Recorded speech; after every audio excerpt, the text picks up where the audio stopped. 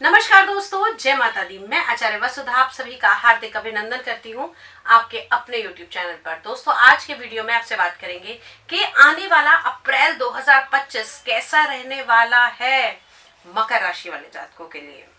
मकर राशि वालों, आपके राशि के स्वामी कर रहे हैं राशि परिवर्तन इसी महीने में। जी हाँ, और साथ ही साथ मंगल भी होंगे नीच के। एक ही घर के अंदर होगा पांच पांच ग्रहों का ग्रह युद्ध। तो आपके जीवन पर क्या इसका परिणाम पड़ेगा, जानने के लिए पूरी वीडियो को जरूर देखिएगा। तो चलिए अब बात करते हैं मकर राशि वाले जातकों की हेल्थ के बारे में। अगर हम बात करें इस माह में, तो हेल्थ से जुड़ी हुई छोटी मोटी समस्याओं का आपको सामना करना पड़ सकता है। जिन लोगों को दांतों की या फिर स्पॉन्डिलाइसिस की प्रॉब्लम है, या फिर किसी भी प्रकार की सर्टिका या स्पॉन्डिलाइसिस की प्रॉब्लम है, या फिर आपको किसी भी प्रकार की जोड़ों के दर्द की परेशानियां हैं, तो थोड़ा सा इस माह में आपको परेशानी भुगतनी पड़ सकती है। छठे भाव के स्वामी भी, जी हाँ, रोग के भाव के स्वामी भी नीच के होकर विराजमान है आपकी कुंडली के तीसरे भाव के अंदर। चलिए अब इसके बाद में बात करते हैं आप लोगों के सुख के बारे में। कुंडली के चतुर्थ भाव से हम इसका निर्णय करते हैं, और चतुर्थ भाव के स्वामी मंगल भी नीच के हैं। कहां पर नीच के हैं? सप्तम भाव में। तो पारिवारिक जीवन, जी हाँ, दाम्पत्य जीवन के कारण आपके संबंधों में, आपके सुखों में कमी आ सकती है। आपस में कलह कलेश बढ़ सकता है। खास तौर से वो लोग जो किसी प्रकार का प्रॉपर्टी का बिजनेस करते हैं, या फिर मकान, वाहन इत्यादि लेने के बारे में सोच रहे हैं, उन लोगों को थोड़ा सा सावधानी बरतनी होगी। अब बात कर लेते हैं आपके कुटुंब भाव के बारे में, आपकी आय के बारे में, आपकी सेविंग्स के बारे में। जिसकी बात करते हैं हम सेविंग्स की, कुंडली के दूसरे भाव से। दूसरे भाव के स्वामी शनिदेव ने अभी अभी किया है राशि परिवर्तन। जी हाँ, 29 मार्च को ही किया। आने वाले 2.5 साल में सेविंग्स को इस समय अप्स एंड डाउन्स करता हुआ दिखाई देगा। साथ ही अगर हम बात करें तो शनिदेव, जिन्हें हम मानते हैं मेहनत का कारक, तो आपकी यात्राएं इस बार कराने वाले हैं। आपकी इन्वेस्टमेंट और आय में किसी भी प्रकार की बढ़ोतरी के लिए आपको बहुत ज्यादा अच्छे से सोच समझकर अपने बड़े इन्वेस्टमेंट को करने की आवश्यकता है। अब बात करते हैं कुंडली के पंचम भाव के बारे में, जिससे निर्णय करते हैं आपकी संतान का, आपकी प्रेम का, आपकी शिक्षा का, आपके कंपटीशन का और आपके करियर का। और पंचम भाव के स्वामी, जी हाँ, पंचम भाव के स्वामी शुक्र हैं उच्च के। लेकिन वहीं अगर हम देखें तो गुरु का गोचर चंद्रमा के साथ में माह की शुरुआत में पंचम भाव में होने वाला है। संतान की तरफ से जो भी टेंशन चल रही थी पढ़ाई को लेकर, तो वो सॉल्व होती हुई दिखाई देगी। प्रेम संबंधों में रिश्ते बहुत ज्यादा और अच्छे होंगे, और एक दूसरे के प्रेम संबंध के रिश्ते अब शादी की तरफ बढ़ते हुए दिखाई देंगे। आपका पार्टनर आपके प्रति और ज्यादा प्रेम दिखाता हुआ दिखाई देगा। साथ ही साथ अगर किसी भी प्रकार की कोई मिसअंडरस्टैंडिंग चल रही थी, तो वो इस माह में आपकी खत्म होती हुई दिखाई देती है। अब बात कर लेते हैं उन लोगों के लिए जो किसी प्रकार के कंपटीशन के एग्जाम की तैयारी कर रहे थे। तो भैया, रिजल्ट बहुत अच्छा आने वाला है। हो सकता है कि इसके रिजल्ट के बाद में आपको कहीं बाहर जाने के योग भी बनते हुए दिखाई देते हैं।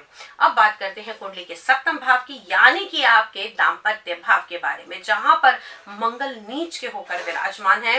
लाइफ पार्टनर के साथ में मतभेद तो बनाएगा ही बनाएगा, साथ ही एक दूसरे के बीच में मिसअंडरस्टैंडिंग इस समय हो सकती है। जिन लोगों का कोई कोर्ट के इस तलाक को लेकर चल रहा है, या फिर कोर्ट में किसी भी चीज की आपकी सुनवाई हो रही है, तो आप लोगों को सावधान रहने की आवश्यकता है, क्योंकि सुख का भाव का स्वामी, जी हाँ, इस समय कोर्ट केस, मकान इत्यादि में आपको अगर कोई भी परेशानी चल रही है, तो थोड़ा सा संभल कर चलिएगा।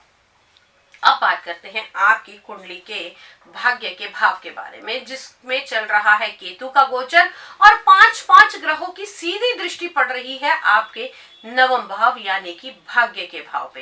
दांतों के रोग से बचने के लिए इस समय मंदिर में आप लोगों को कैंची इत्यादि का दान करना चाहिए। और खास तौर से वो लोग जिनको किसी भी प्रकार की पेट के निचले हिस्से में अगर परेशानी आ रही है, तो कोशिश कीजिए कि सुबह के समय कबूतरों को बाजरा अवश्य दे। अब बात कर लेते हैं उन लोगों के लिए जो किसी प्रकार की कैलकुलेशन का बिजनेस करते हैं, सीए, सीएस, मार्केटिंग एजेंसी चला रहे हैं या फिर किसी भी प्रकार के कपड़े की ट्रेडिंग या मैन्युफैक्चरिंग कर रहे हैं, तो आपके लिए ये आने वाला महीना थोड़ा सा बेटर हो सकता है। क्योंकि यहाँ पर अगर हम बात करें तो आपके नवम भाव के स्वामी, जी हाँ, बुध देव नीच के तो है लेकिन नवम भाव को ही दृष्टि दे रहे हैं और साथ ही साथ इनकी नीचता भंग भी होती हुई दिखाई दे रही है। अब बात करते हैं आप लोगों के व्यवसाय के, आपके प्रोफेशन के, आप लोगों के जॉब के, करियर के भाव के बारे में। कुंडली के दशम भाव से आपकी फैक्ट्री, आपके बिजनेस का निर्णय लेते हैं और इसके स्वामी उच्च के होकर तीसरे भाव में विराजमान है। तो यहाँ पर शुक्र देव का ये गोचर आपके लिए लाभकारी रहने वाला है।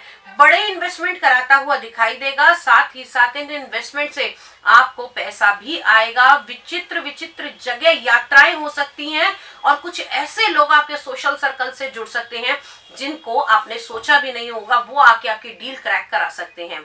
ओवरऑल ये महीना जहां चुनौतियों से भरा रहेगा वहीं बहुत सारी उपलब्धियां भी इस माह में आपके लिए लेकर आएगा। स्टूडेंट्स के लिए ये महीना बहुत ही शुभ रहने वाला है। खासतौर से जो लोग प्रेम प्रसंग में हैं उनके लिए भी ये महीना बहुत ही गोल्डन पीरियड लेकर आएगा।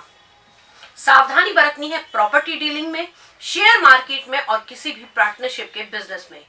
अब इस महीने में दोस्तों ये तो थी ओवरऑल प्रेडिक्शन, लेकिन अगर आपकी कुंडली में कोई ऐसा ग्रह है, कोई ऐसा नक्षत्र है, कोई ऐसी दशा चल रही है जिसके कारण आप बहुत मेहनत करने के बाद भी सक्सेस नहीं हो पा रहे हैं, तो स्क्रीन पर दिए हुए नंबर को फटाफट कॉल कीजिए, नंबर घुमाइए, हमसे बात कीजिए और पाइए अपनी प्रॉब्लम का सॉल्यूशन। यदि आप तंत्र मंत्र इत्यादि चीजों से भी परेशान हैं तो आप हमसे जुड़ सकते हैं। अगले वीडियो में फिर से मुलाकात करती हूँ, तब तक के लिए जय मां भगवती।